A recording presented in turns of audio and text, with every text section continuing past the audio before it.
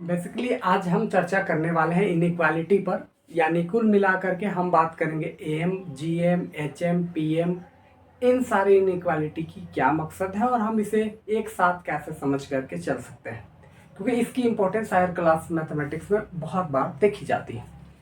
Mainly तौर पर अगर आप बात करते हो, देखो सबसे पहले मान लेते हैं कि ए और बी आपके पास दोनों पॉजिटिव रियल नंबर है, ऐसा आप समझ करके चल रहे हो, यानी नेगेटिव की कोई चांस नहीं है। तो यहाँ पर होता क्या है कि ए जो है वो ऑब्वियसली बड़ा होती है ए स्क्वायर प्लस में b square by A plus b से, ठीक है। ये हमारे पास क्वांटिटी। यहाँ पर अगर बात करते हो तो ये हमारे पास अगर बात करेंगे तो ए प्लस बी बाई 2 से ये बड़ा होती है।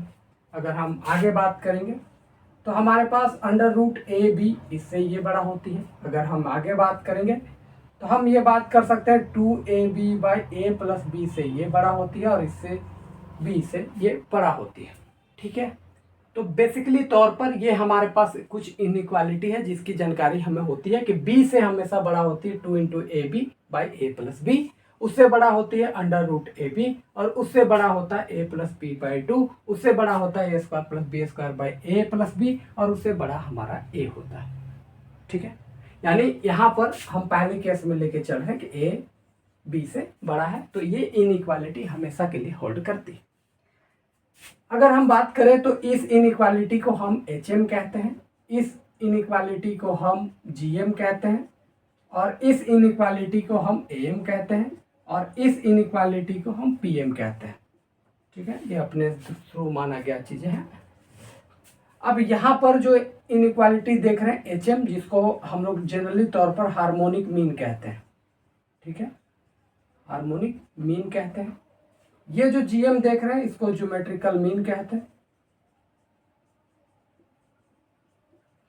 इतनी बात क्लियर है। ये जो एम दिख रहे हैं उसको अर्थमेटिक मीन कहते हैं।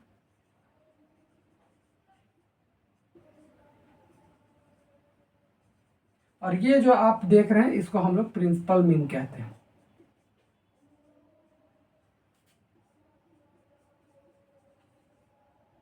ठीक है। तो बेसिकली तौर पर ये हमारे पास कुछ इनइक्वालिटी है जिससे हम ये कह सकते हैं कि एच एम से जी एम हमेशा बड़ा होता है, जी एम से ए एम हमेशा बड़ा होता है, ए एम से पी एम हमेशा बड़ा होता है। इस बात को ध्यान रखनी है। कई बार एग्जाम हॉल में इन दो इक्वालिटी को पूछता है कि ए एम जी एम में रिलेशन या उससे रिलेटेड क्वेश्चन, तो आप इससे का यूज कर सकते हैं। कई बार वो इन दोनों का यूज करता है जी एम एच एम का, तो फिर आपके पास है इन दोनों का केस भी आपसे पूछ लिया जाता है। कई बार इन्हीं केस पूछ लिया जा सकता है। कई बार ये सारी जो क्वांटिटीज हैं वो इक्वल्स भी शो करती हैं, तो कोई ऐसा इशू नहीं है। किसी किसी केस में ये इक्वल भी शो करते हैं, लेकिन हम ये जान करके चलेंगे कि एच एम से जी एम बड़ा होती है, जी एम से एम बड़ा होती है, एम से पी एम बड़ा होता है। कई बार पी एम जी एम ले लेगा तो ये बड़ा हो जाएगा इससे, यानी ये लिख करके ये सिंबल के साथ ही आएगा। कई बार ये और ये पूछ दिया जाता है तो एम लिख करके ये सिंबल डाल करके ये हम लिख सकते हैं। तो ये कुछ इनइक्वालिटी है जिसकी जानकारी आपको होनी चाहिए थी, जो हम आपके सामने रख दी है।